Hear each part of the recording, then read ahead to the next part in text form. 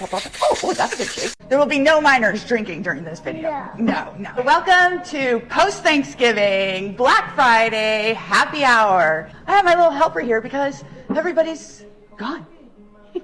Everything that we have here is left over from our Thanksgiving dinner, and it is called a Cranberry Orange Fizz. You ready to do it? Yes. You're gonna help me out? All right. Cranberries. Favorite. And orange.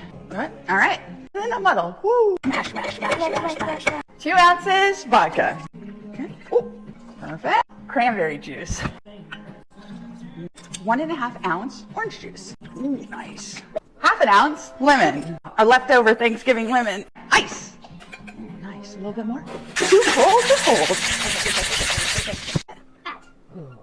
Leftover champagne that you didn't finish at Thanksgiving, and you top it off.